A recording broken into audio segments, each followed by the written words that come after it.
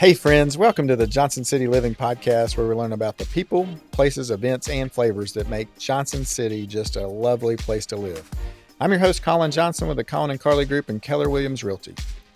If you're interested in buying or selling a home in the area, or if you're looking at investing in a rental property, give us a call at 423-930-8003, and we will look forward to helping you.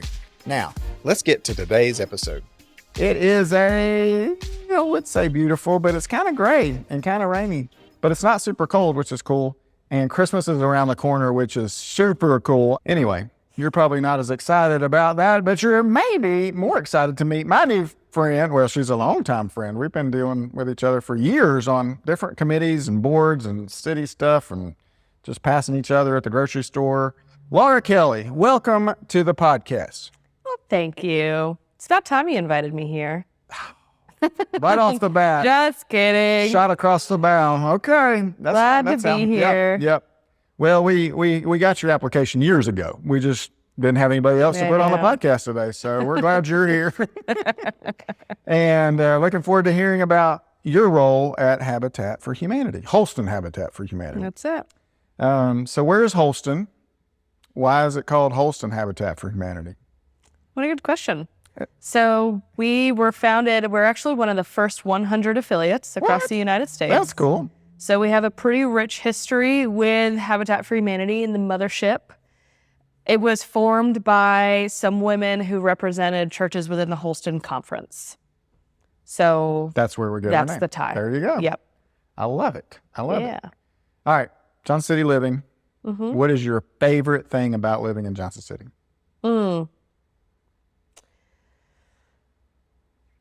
Favorite thing is probably small town feel with real quick proximity to the mountains. Okay. That's a big quality of life. We have a lot of people say they like the small town feel, but we have all the amenities of a big city pretty much. Right. Yep. We have a hospital or 4 or 5 of them. So we got a lot of those. We got a lot of good stuff. People ask about shopping too, and we have shopping. We have shops. We've got enough shops. We got shops. I grew up not far from New York City, and so I love to go home and visit friends and family up there. It's just too big for me. It's too much. Where'd you grow up? Was born in White Plains, lived in Lake Peekskill for some years, and then Bethel, Connecticut. So it was always 45 minutes to an hour outside of the city, which was really fun. And one thing I will say about the mall that I grew up next to in Danbury, Connecticut, that mall is like 3/4 of a mile long. Whoa. It's an enormous mall. And so it's also really fun to see our mall getting like another breath of life. That's cool. Yeah. How big is our mall compared to that mall? That was not a good face. Like, you feel like our mall is pretty small. Yeah. We got a small mall. But we do have a mall. I mean, it's pretty awesome. We've got a lot of heart. We got a lot of heart. Yes, we do. So you go home for the holidays a little bit? Yeah. That'll be fun. Yeah. You guys go into the city at all? Like those Rockefeller Not this Center time. We did last year. Okay. Yeah. Cool. Yeah. Cool. All right. Let's talk about Habitat for Humanity. What do you guys do? I know what you do, but tell our listeners what you do. What do we do? What do you do? So our mission statement is to put God's love into action, to bring people together and build homes, communities, and hope. Look at that. So what that looks like in practice for this affiliate is our most well-known program is the homeownership program. So we build new houses. And our most famous volunteer, being Jimmy Carter, really helped to get Habitat on the map nationwide and really globally. So we build new homes, and with those new homes, we also serve as the lender. So we build the home and then we service the 0% interest mortgage. And that's so powerful because offering a 0% interest mortgage with this brand new, really well-built house that is way above what code requires, it's a hand up. Yeah. It's a chance at equity for families who, especially in this market, just can't get a foot in. 100%.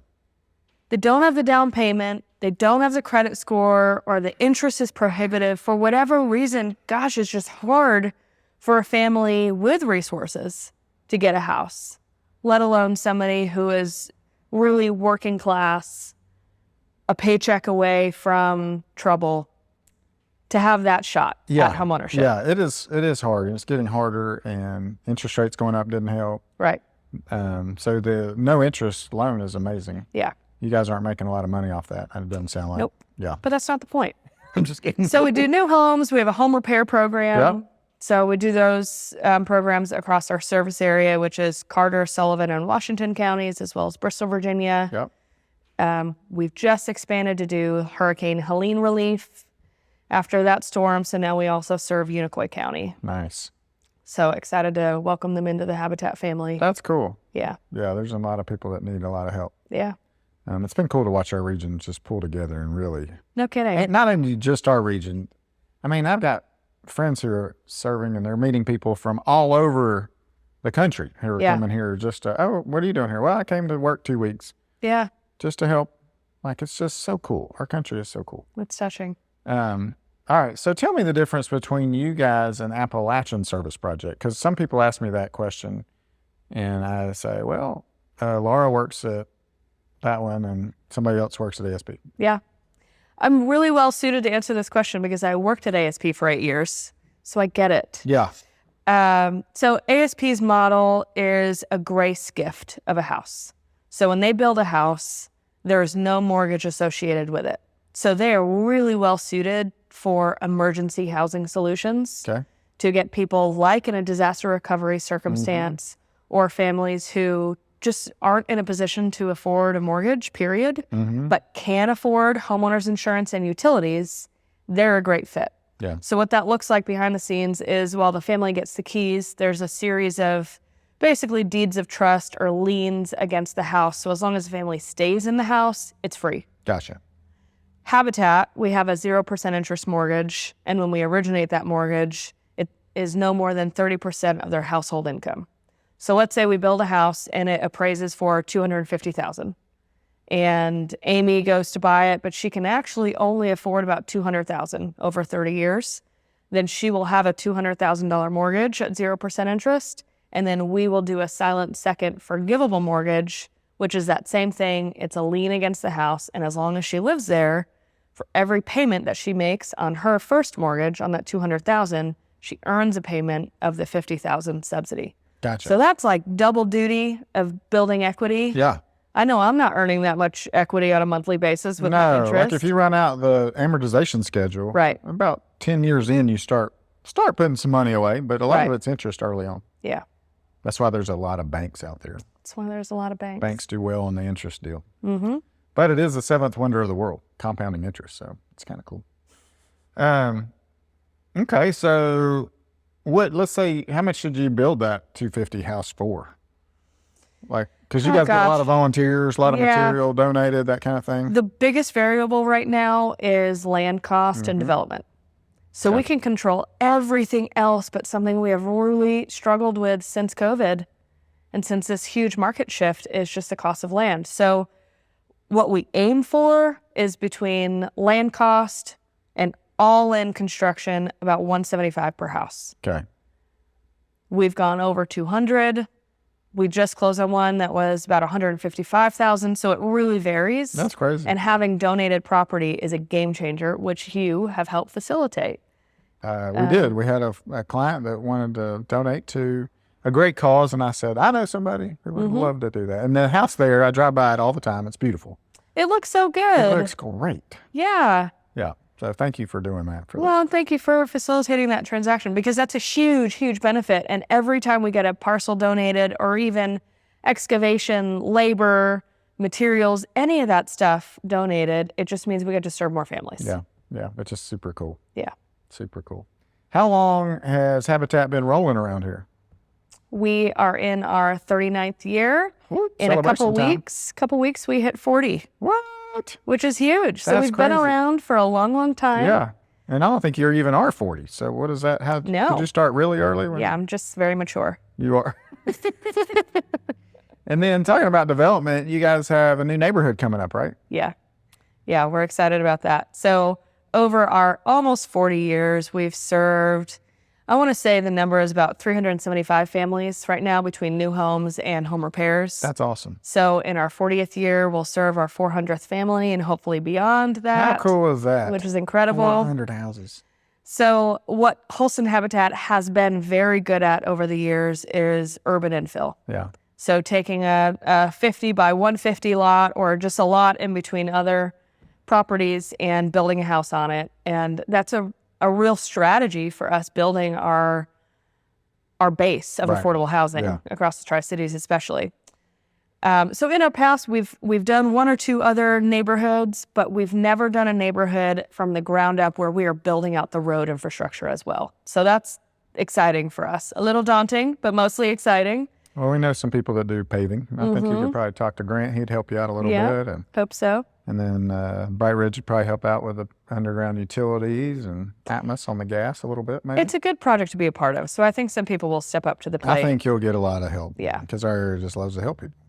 And I'm impressed that you got this done because I drove by that park vacant lot that the city mowed for 30 years. And I drove by it for 10 because Carly and I used to live over on 9th Avenue. And yeah, we cut through there all the time. And I was like, this is just unused land. We should build something on it. Like I was part of the house, or I think we were on the community housing development board at that point. And I was just like, why aren't we doing something here? And they're like, it's all locked up. But you, being a little driver, figuring it out. Just the chief squeaky wheel over here, wondering. Attorneys involved. I love it. The city got involved. And so good job getting that. Well, and it's a great example of public-private partnerships because the city had this asset. They had 3 acres. Yep. The county contributed $300,000 towards the development of the project. So with those two things combined, that's the kind of thing that makes it possible to build affordable housing. Sure.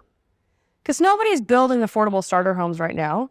Nonprofits will do it because it's our mission. I mean, D.R. Horton's doing a good job putting a product out there that's somewhat affordable, but it's still $250, $300. Right. So still for our lower income working class families, we still have to figure out how do we meet the need even below that. So it just was a real great example of coming together, everybody chipping in what they had, and now we get something beautiful. So we'll have 12 homes around a cul-de-sac and a small public park that we will build out and then convey that back to the city so that they can maintain it in their master Parks and Rec plan, and they'll do a great job. And then we don't have to do an HOA, which we love. That is good. Yeah.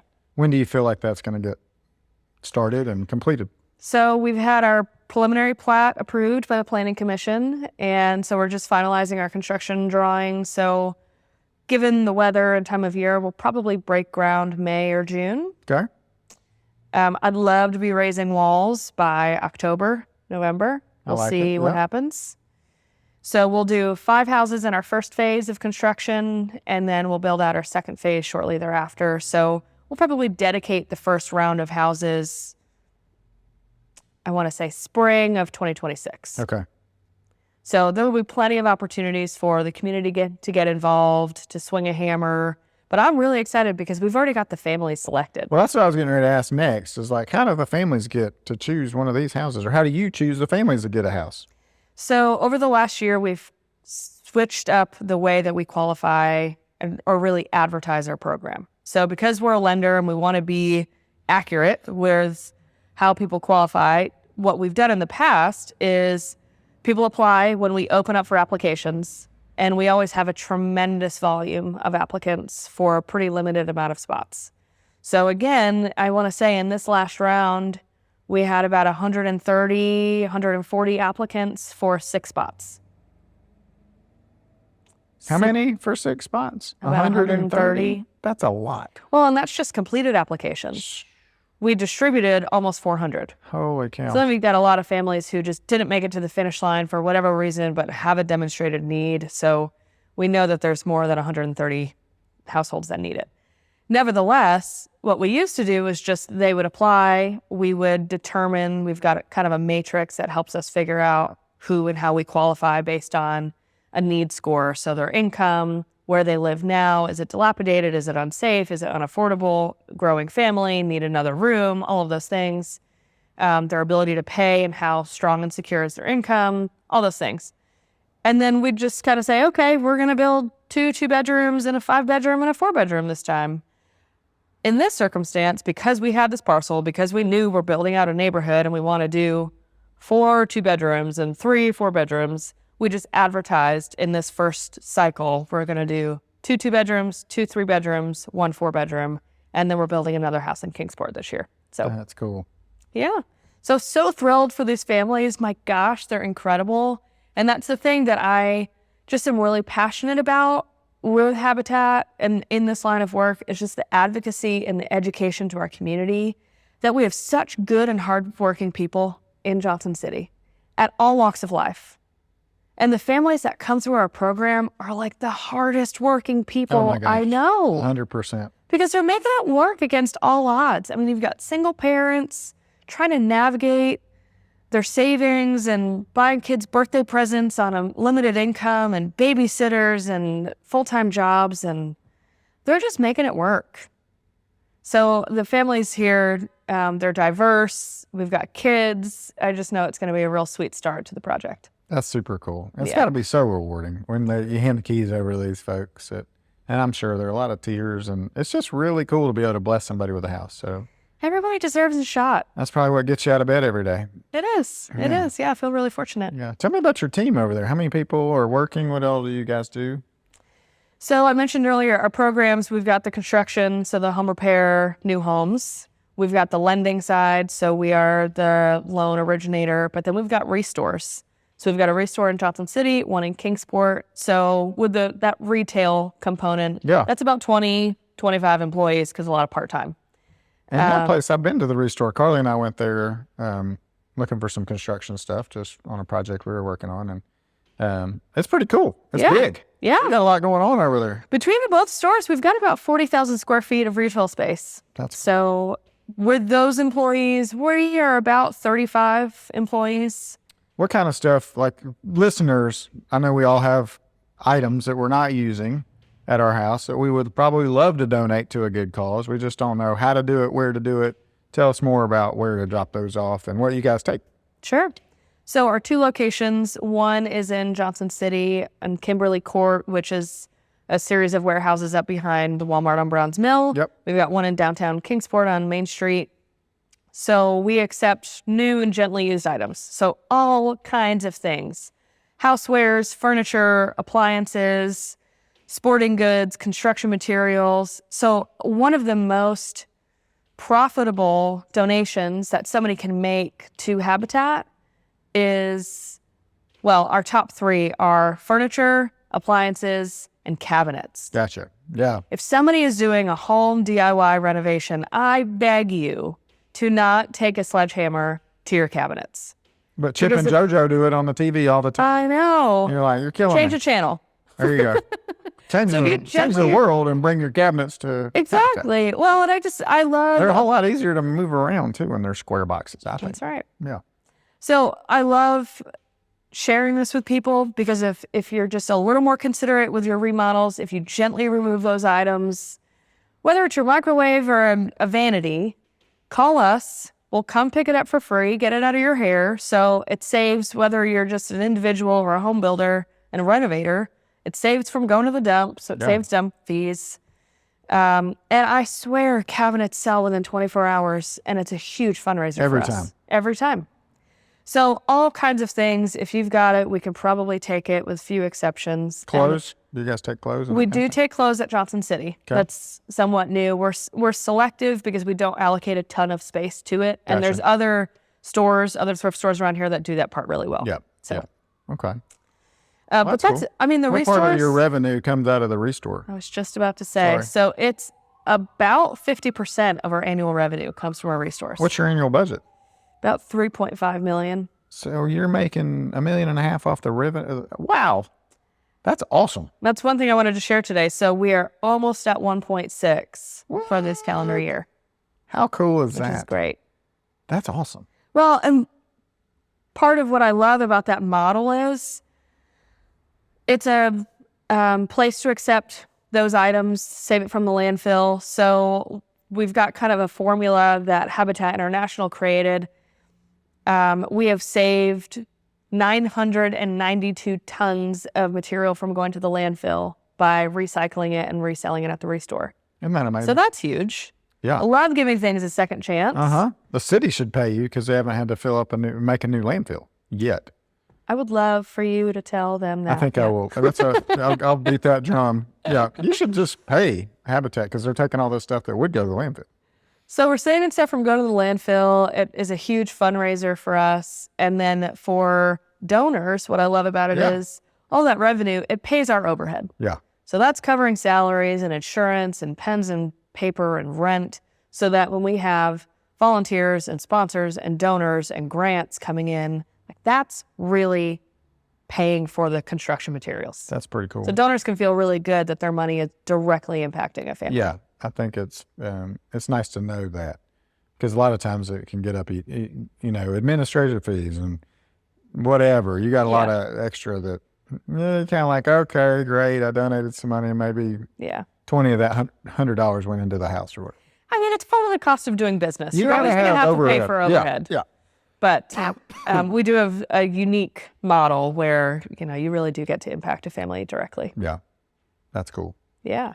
I love housing, and Carly and I love that we get to be a part of helping people get houses. It's just over and over so much fun. And I'm excited that you're making as much money as you are at the Renew store. Me too. And I'm excited that all the people listening are going to start bringing their stuff there, especially all their cabinets that they didn't smash up. Well, one thing I wanted to share is this year, because we've just noticed some fluctuations in sales, we've had some killer years, and then this year it's been a little slower at the Johnson City store especially. So we've gotten some creative, and we've started to sell some product that we have purchased. Okay. So we now sell rugs.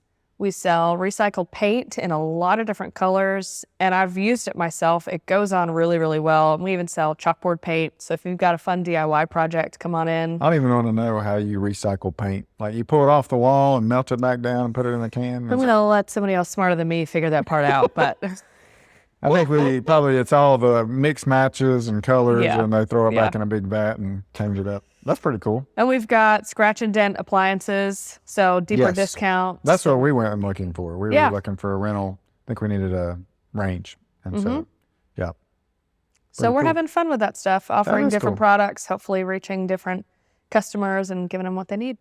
Well, I will spread the word to all my realtor buddies out there. There's about 100, or no, there's not 100. There's like 1,200 of us now, probably 1,600, somewhere in there. That anytime people are moving, they're always getting rid of stuff. And exactly. So instead of getting rid of it in the trash can, give it to a great cause. Yeah. All right. You're also on the planning commission at the city. Tell me about how that's going. So I joined in July, so still feeling pretty new here. Is my buddy Brett Mays still on there? No, he rolled off. Too bad. But we've got some really strong members on the planning commission, just with a good breadth of experience. Yeah. And I appreciate the focus of the commission, and really of the city as a whole right now, is focusing on this Horizon 2045 plan. Mm-hmm. So it's a growth management plan, identifying parts of the city, kind of nodes, areas that are appropriate for certain types of development. So where do we really want to attract commercial development? Where do we want to protect neighborhood integrity? Where do we want to be more curious and proactive about bringing in multifamily and quadplexes and building density, versus where do we want to kind of protect the larger tracts and keep agricultural properties intact? The market's going to do what the market's going to do, but I think it means a lot for the city to actively plan for those things, because it allows us to be more strategic when we're inviting people to build affordable housing, to build workforce housing, to build multi-use facilities that can be coffee shop and apartments and retail, and I mean, all that matters. So we're in the tail end of that plan, and I believe the hope is to have it finalized this spring. That's good. Yeah, and everybody asked me, like, what are they doing for infrastructure? And I said, they're working on it. Well, it's really because we're getting a ton of development, and we got a lot of two-lane little roads around that were just country roads. Now the city's absorbed the country, and we're now this little two-lane roads now a big artery in Johnson City, and we're backed up, and nobody's happy about it. I think we're going to have to wrestle with the traffic. For those of us who've been here for a little while and who have really felt this palpable shift with our population growth, some of this is our own perception and our own comfort with traffic. So our roads can handle the amount of people that we've got. Right. We just have to be okay with sitting through a red light in more than one cycle. That's Laura, hard. come on. What is the deal? I know, and that's an unpopular opinion. But That's just because you grew up near New York. So Well, we're yeah. like, you know what? We need to get through these lights because we got places to go, even though everybody says we move super slow, but we don't. We're super fast. I hate to break it to you, this is not white knuckle driving around here. This is pretty good so I see far. some people with some knuckles showing them off occasionally. So, yeah. Okay. But I think, the city is really trying to be proactive with how do we prepare, how do we set ourselves up for success, and how do we protect some of the parts of Johnson City that just have this beautiful culture that we don't want to see it get washed out. Yeah. Well, I need to make sure I sit down with you guys for the housing authority because we want to grow. We're going to need to grow as our population grows. We still have a lot of folks that need affordable housing or subsidized housing. And so, yeah, we need to make sure we've got pockets built out for where can we grab up some land and put a development or three in the next 10 to 20 years. Well, and I'm excited about talking about mixed income housing, and I hope that we can all be a part of that conversation together because there's so much research that shows It makes that it's everything better for public Yeah. health 100%. when we have mixed income. Yeah. If we can get over this whole not in my backyard thing and remember the humans that just need a roof, Right. then I think we're all going to be in a better position. Yeah. Yeah, I agree 100%. And looking at it too, because I know we talk about food deserts, right? Like certain areas that don't have a grocery store or convenience market close by to where folks can get things they need to eat. And so we need to make sure we're planning that. There's a lot to go into planning. So Horizon That's a ton. 2045, I'm excited to hear more about it. And Yeah. yeah, that's pretty cool. Yeah. I'm learning a lot. That's for sure. How long's the stint on the planning commission? They're 3-year terms. You Okay. can do 2 in a row. Then you got to roll off. So. Okay. All right. Well, that's enough about housing probably. Let's jump ship a little bit. What do you and your significant other like to do for fun here in town? We spend a lot of time outside. Yeah. So we definitely utilize our parks, whether it's downtown in Founders and King Commons or going over to Wing Deer. Do you have dogs? Are you a dog No, person? we don't. We have a cat. Our lives are a little too unpredictable for like the regularity of a dog's schedule. Dogs are, we have 2 of them, and Carly and I are frequently running home to feed dogs. Or she took them to the vet yesterday and I felt bad. Like she's had her hands full. So yeah, dogs are a little bit more. So I like I get the cat thing. Yeah. So we spend a lot of time in our parks. We attend a lot of the downtown events and festivals throughout the year. I think I've been so impressed with the way that has grown, especially over the last 10 years. Isn't it amazing? It's incredible. Yeah. And I love how Meet the Mountains moved out to Wing Deer. Yeah, that's pretty cool. It's That was such a good call. fit. Yeah. It was almost a perfect blessing with the whole Walnut Street project, kicking them out of, it was kind of cool. Yeah. So, yeah. We have the benefit of living in the tree streets. Ah. So we bought a house in 2019, November, just before everything changed. Did you use us? I don't think you did you? Yep. All right, podcast over. I'm just kidding.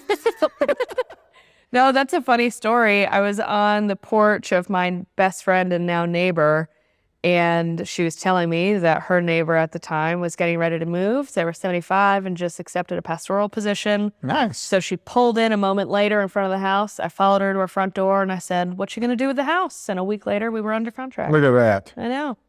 Right place, right time. That's right. The Lord had a plan for That's you. it. That's cool. So we Tree walk a streets are lot. awesome. We Yeah. walk a lot to Yeah. downtown. Yeah. Yeah. For our listeners who don't know what the Tree Streets District is, it's right between ETSU and downtown Johnson City, and it's named after trees like maple, pine, locust, walnut.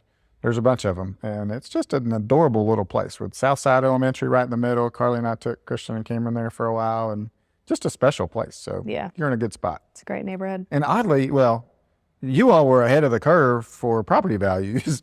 It was nuts there for a while. Yeah. Like you'd like, oh, well, this house over here, and I'm going to just say in North or South Johnson City is only like $100 a foot. You go over to you all and it was going to be like 150 or 175 a foot. And now everything's like 175 to 250 a foot. So it's crazy. Yeah. So good job.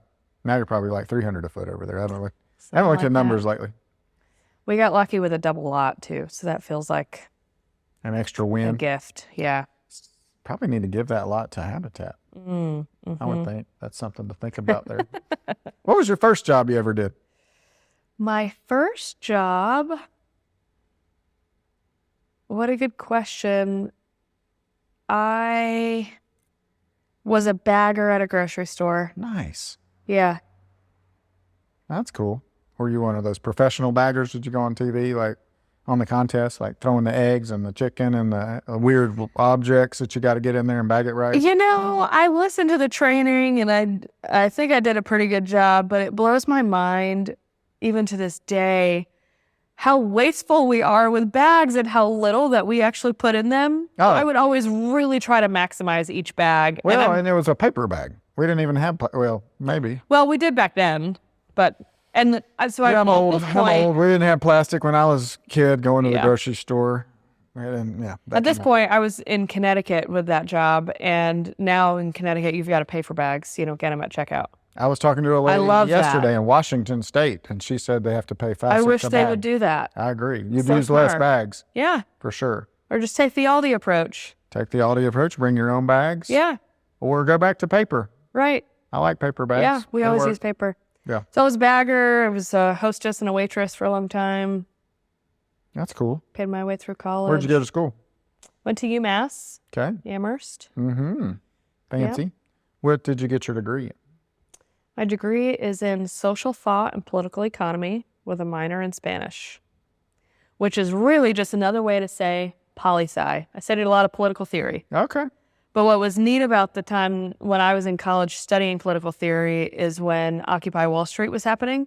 Ooh. So we would go down and just watch and witness and kind of just talk through what does it mean to be an activist and what are all the political systems at play. And so it was a neat time, I think, to be studying that. Yeah, that is interesting. Yeah. And then how did you make your way to Johnson City? Was it straight from Amherst to here? 2 days later. Wow. Yeah. You just knew you were coming here. Yep. I was ready. What was your first job here? I came down to work full-time for Appalachia Service Project. Nice. Yeah. When you were So there. I was kind of an ASP kid. I volunteered in my youth group as a kid. Okay. And then throughout my summers at UMass, I came down and worked on summer staff in Appalachia and just totally fell in love with the area. Now, did your church get you involved or your parents get you involved? Both. Okay. Yep. My father volunteered and led a group. My sister and my brother both went. A lot of my friends went. So it was definitely a part of kind of my high school and church experience growing up. That's super cool. Yeah. Um, So I thought I would move down here, be here for 1 or 2 or 3 years, go out west somewhere, just like live this big fat adventure. And then I just realized how important housing was to me and how passionate I was about it. And so really fell in love with working at ASP, and I met a boy. We fell in love. So say la vie. here I am. Those guys, they'll mess you up. They'll mess you up. I definitely messed up Carly. But when I moved here, downtown was really just starting to get renovated. Yeah. Right. You're right on the It was the still brink. warehouses and concrete, and so it was just as Founders Park was Nothing getting after underway. 5 o'clock going on down here. Not a whole lot. Yeah. I remember when Johnson City Brewing Company opened up 10 years ago, and we are Lamplighters number 58 and 59, Oh, nice. and it was like a big deal. Yeah, Big stuff happening. it is. We had a brewery on the corner. Yep. The whole place is going to hell in a handbasket. Yep. Either that or we were turning the corner. We're going to be a big time sis. I time was so city. young, and I was so poor, and I was babysitting for the Lathams, the owners of Johnson City Brewing. I was babysitting for their baby girls, and they would pay me in growlers of beer, and it That's just awesome. I just have such fond memories, really, of first moving to Johnson City, and it's just been really neat to watch and kind of feel like I've been living and a part of this development. That's super cool. Yeah, I think we've been blessed to be able to be right in the middle of the growth. And there are a lot of people who are like, we don't like the growth because of the traffic or the people and blah, blah, blah, blah. But I think we're doing great. I think the growth is good. We're getting a lot of great people moving here and a lot of synergy of ideas. And so I'm hoping a lot of the people who are listening and moving here want to jump in, help out, be a part of the community, not just kind of sit back and just, be consumers of it all. I think we work well because we all volunteer and give, love our area, and just love helping each other. So There's a lot of good people. a lot of good people. And a lot of good things I happening. feel like the Lord's calling a lot of people here who don't know him, whether they know it or not, to get to know him and to Yeah. serve others and to, I think that's a big part of the problem. A lot of people are just takers and they're looking at themselves and just, they're sad because they're not giving their lives away. I think we truly find joy when we give our lives away. Absolutely. Just like Jesus did. So let's talk about, so AFB is doing really well, right? Mm-hmm. And it's a faith-based company. And then you guys, faith-based, right? Mm-hmm. Are there any other kind of bigger faith-based building, like corporation-y organizations out there that are doing well? Because I think there's a reason that you guys are doing so well and helping so many people. It's just kind of cool how the Lord works it all out. Well, I think both of our models invite participation. Mm-hmm. And when a community member feels like they have an interest and the ability to really be a part of the solution. Sure. I mean, volunteering is so personally satisfying. It makes all of us feel good. Yeah, it does. You feel great. And then if you choose to donate, then you get to see this family that you're helping. You get to help build their house, and then you help fund their house. So then you think, I gave a kid a bedroom. And that is so tangible. Oh my God. So I think the model, it just lends itself, I think, to being successful because it's all about storytelling. Yeah. And if we can just tell the story of who we're impacting and why are we doing this work, it's because everybody is a child of God and everybody gets a chance at having a safe place to live. Amen. That's it. Yeah. If you don't have a safe place to put your head down, it's just so stressful, I'm sure. I've been so blessed all my life not to go to sleep like a baby because I don't worry about, the threats out there. Maybe some, but not too much. I don't think it's, our area is super safe. And luckily I had a great home. And I feel that's part of the reason I feel so passionate about providing good housing and safe housing for people. Yeah. So we've got, I think, a really strong area in terms of our churches living out their faith too. I think that's part of the success of a faith-based organization here is that you've really got some churches walking the walk and willing to spend the time and spend the money to make change. Yeah, that's pretty cool. So thankful for that. Amen. And we'll just pray more churches keep coming and getting going, and that's it. More and more funding.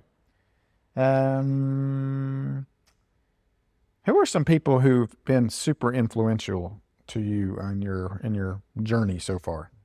Do you want to give a little shout out to? In my journey, you think with Habitat, just in your my life, career? the Laura Kelly saga. The Laura Kelly saga. I'll say some coworkers of mine at ASP really influenced me. Both of my former bosses, Melissa Miller, who's now the CEO at ASP, I just thought she was a really fantastic leader and she was a good friend. Yeah. And, she and Walter Crouch, they were good to work for because they were human and they also pushed you pretty hard. Yeah. And showed me grace when I needed it. So thankful for their leadership and the way that it shaped me as a leader. Well, that's what I was going to say. You're running a pretty big organization, and where did you get those leadership skills? So that answered that. Osmosis, I think. A lot of it more caught than taught. Yeah. I'm thankful for family, even though they're long distance. I've got wonderful father, sister, brother, but especially my sister and dad have been super supportive.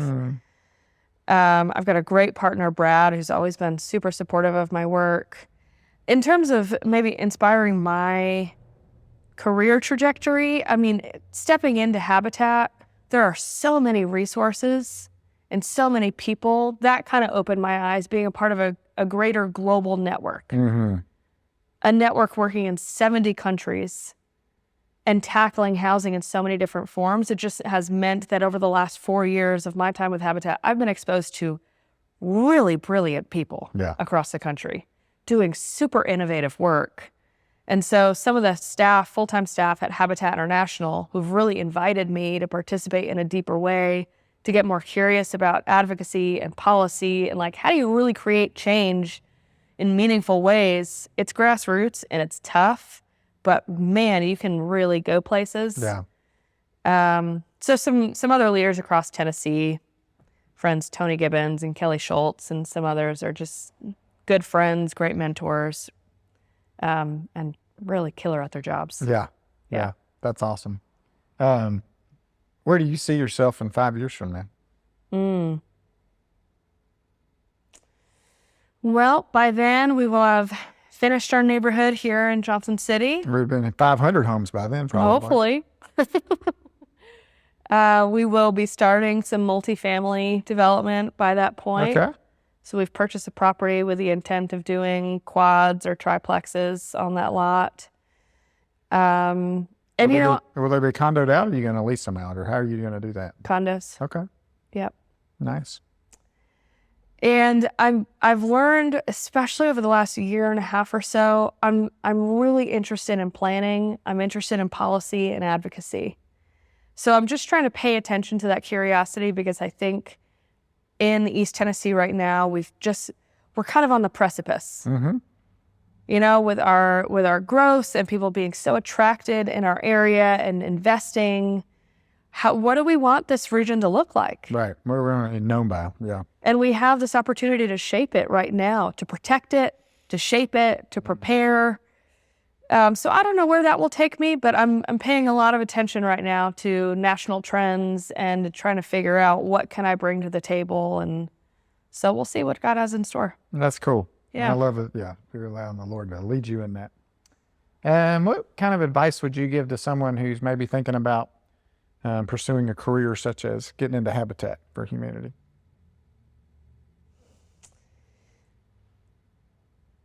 So I think, part of the beauty of working in nonprofit is you really get to see the impact of your work. Mm-hmm.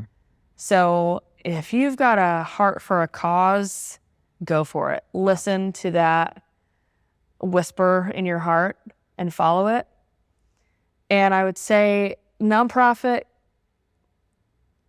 it's a lot of grassroots work. And I think it's a lot like being an entrepreneur. Yeah. Where you've got a lot of your mind all the time kind of thinking through and problem solving and working on something. So I would say for somebody, be open to opportunities, say yes as much as you can. Yeah.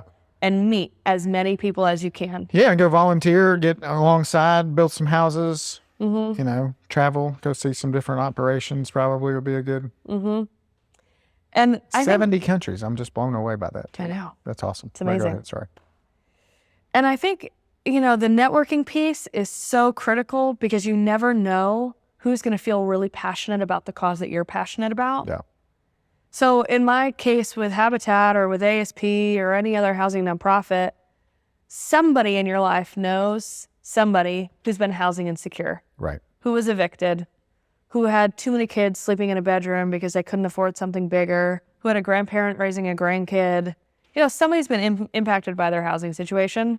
So if you're talking about food insecurity, talk about it, because somebody has gone hungry one time, or somebody struggled to read and really needed that mentor. So, I feel really fortunate to be in the role that I'm in and to have had the journey that I've had. And a lot of it has to do with just putting myself out there and meeting people and talking about it. And I'm always trying to surround myself with people who are smarter than me. Yeah. If I'm doing my job well, it's because I am not the smartest one in the room. Yeah. Agreed. It's always good to just Which is why I joined a city board when I was 22. And so great. I don't think they read the application. I don't think that they looked at my birth date when they said, yep, Laura should be on this committee. Yeah. Because I was so green, but I was so eager to learn. Hey, I didn't know for the first year or two, I didn't know. I'm still like CDBG what, and Toto and and we're still figuring it out. Yeah. So it's fine. It'll be good. But jump on a board, get involved. Get out there. Talk to people. Get your hands dirty. All right. What have I not asked you? You're like, I wish I could have shared this. Anything we didn't cover? Well, I think 2025, isn't it hard to believe that it's 2025? Yeah. I feel like it was just Y2K. We just did goal planning for next year, and it's pretty exciting. I think it's going to be a really good year. I'm excited. Like, there are 1.6 million homeowners that didn't buy. So typically there's like 5 million and change transactions across the country. And this past year was like 3.4. So like there are 1.5 million people that haven't moved yet because they're waiting on interest rates to go down. They're holding on to their house. They're afraid to do this or that. So I'm hoping that loosens up this year. And I don't want 1.5 million people to move here, but I'm excited for who is going to come because we're just continuing to grow. And we're growing our little team and getting bigger and helping more people. It's just so much fun. And I'm excited about the housing authority next year. We got a lot going on.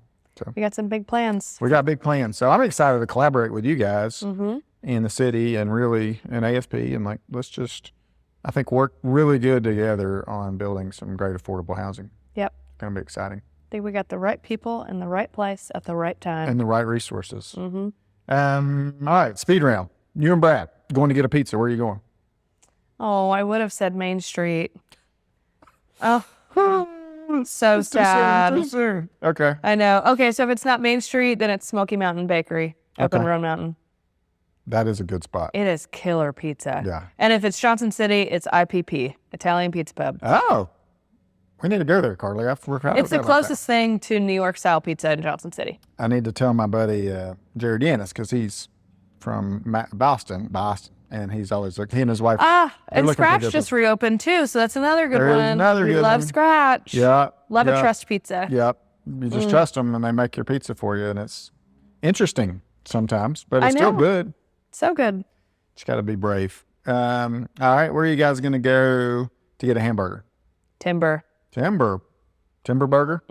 We just had Nathan down on here the other day, and I didn't realize he's no longer a part of Timber. Yeah, he's starting something new and exciting. I know, right beside it. So he's going to kind of be close. Yeah. So, okay. Timber Burger, so Timber good. Burger. And their chicken sandwich, also super good. Ooh, okay. Well, this may answer this question. What's your favorite restaurant to hit for like date night? We love Timber. We love Juniper. Yeah. I love a Gourmet and Company lunch. We go there every Friday. It's our standing date. Yeah. Yep. And I love Red Mez. Yes. We go there quite a bit. Love the owners. Have you had their burger? Actually, no. So it's a burger patty on top, and then on top is the gyro, however you say that, meat, spiraled like lamb meat on top with some feta cheese and this red sauce that they make. And the thing just like falls apart in your hand, but it's so good. Yeah, Red Mez, really good, kind of Mediterranean, Turkish food. Their hummus is fantastic. Oh, that's good. Yeah. Okay. Those are our spots. What's your favorite brewery in town? I'll always feel just a real heart connection to Johnson City Brewing because I just love those guys and I love the creativity. Yep. I will say I've been impressed really with how Yeehaw has really developed some good beer over the last couple of years. I've enjoyed their beer ever since they opened. I think it's been great. Yeah. But they are getting some new stuff that's getting interesting for sure. I think JCBC will always have a little piece of my heart though. Yeah. Yeah. We got burgers. Oh, like ice cream, dessert. Where are you going to go for ice cream or / dessert? Are you guys sweet tooth people? We do have a sweet tooth. We don't go out for dessert much, but you know what we did the other night? You know, we're in the Tree Street, so we're really close to the Carnegie. Yeah. We went over to Wellington's. Yeah. We got a dessert and a drink and a deck of cards, and we hung out in their kind of living room area between the lobby by the fireplace. Oh my gosh. It's so fun and swanky. Yeah. I love that place. So that was fun. I really enjoyed that. That's a great one. That's a great tip for our listeners. They have a bourbon selection that's out of this world. Yeah. It's probably the best, one of the best. I mean, there's some good ones too, like Label has an unbelievable bourbon selection. So right in there. But anyway, they make a mean old fashioned at the Wellington. Yes. Yeah, it's so good. Yeah. So good. Okay. Well, what is your favorite holiday / Christmas tradition? Favorite Christmas tradition? We play a lot of games. Yeah. We don't have a ton of traditions around Christmas. I mean, we would always watch the cartoon version of The Grinch. Okay. Get up and do stockings. We do a family run. Always run a 5K together. Yeah. play games. I would say we have actually more traditions around Thanksgiving, Yep. which we would eat as a big family, whatever, 25, 30 people. Supper was at 6 o'clock. You'd go kind of comatose. Everybody disappears for like an hour or two. You start getting back together, start drinking a little red wine, getting a little energized. Then we would all go out. This is outside of Albany, New York. So we would go to a total dive bar called My Place Yeah. at like 10:30 or 11 that night. Okay. And get pitchers and wings And shut that place down. and shut her down. That's awesome. No, it doesn't make any sense to have chicken wings at midnight after Thanksgiving, but it's just what we did. Chicken wings are fantastic. I can eat Yeah. them anytime, I think. At a place called My Place. My I mean, Place? come on. It's got to be good. It's like Cheers. Everybody knows gotta your name. Yeah, you got to you got to go. How can our listeners connect with you online and donate millions of dollars to Habitat for I Humanity? only accept Ben Franklin's. Okay. No, just kidding. Benjamin's. You can visit our website, which is holstonhabitat.org. Shows all of our programs, and then an easy donate button on the top right-hand corner. Perfect. Easy ways to volunteer. You can see what we've got going on every day of the week. Yeah. And then we've got social media, Facebook, Instagram. I think we're getting TikTok. So am I hip now, or Or you're just maybe like, I'm like way behind the curve? yeah, because I think they're going to cancel it. I Maybe think so. America shut that down. Yep. All right. What's the last question? What gets you fired up? Fired up Friday. Let's go. Fired up Friday time, but it's Tuesday. But this comes out on Friday. So, yeah. I'm really competitive. Oh, I like this. Me too. So anytime I can I'll tell you what gets me fired up. Here we go. This is such a specific thing. Once a year at a friend's house, they've got a slip and slide party. Ooh. I didn't know that it was my calling, really, to do slip and slides and do it well. Okay. That gets me fired up. Okay, that's personally and just fun. That's Laura. awesome. Now, is it like one of these, like, where they got big sheets of plastic and they're coming down a huge hill and you're really, okay. And how do you compete in a slip and slide? I don't understand. Just speed. It's like a relay. Oh, okay. You got a team and you're, So you're running punching them in and out. out. And okay. yep. Okay. Yep. Interesting. So that's super random, but generally speaking, what gets me fired up? I mean, I love the work that I do. I love community building, teamwork, Yeah. setting a goal and hitting it. Yeah. I'm an Enneagram 3. Okay.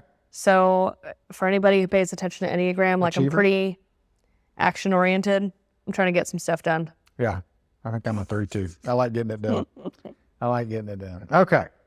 Well, thank you for being on the podcast. Well, Thanks for thank coming. you I for was just having messing with me. you early on. I am super excited you're here. I'm super excited we're friends. I'm looking forward to collaborating with you in 2025 and beyond. Thank you for all you're doing for our city and our folks who can't afford housing. It's just awesome. So Thanks for having me here. you're a great, great community partner, and we're just super excited. Thank you. Well, you are too. Thanks for all that you do to raise awareness to all these cool organizations and neat people doing important things. So I appreciate you. Happy to do it. Love it. Love getting to connect with people. And I love sharing all the stories that you guys have with our listeners. And so it's fun. And I'm excited that we actually keep the podcast going. And Mitch is excited too, because he's back there producing it. And Thanks, Mitch. hopefully in 2025, we get some super big contract like Joe Rogan or something. I don't know. We'd have to have commercials though. So I don't know, Mitch. You're manifesting it. Big things happening It's in going to go. It's going to 2025. blow up. Top Yeah. City Living. You're going to be huge. Yeah, huge. It's going to be huge. Maybe even have Kingsport and Bristol Living coming online. We'll see. It's going to be You're massive. going to be big time. Big time. Yeah.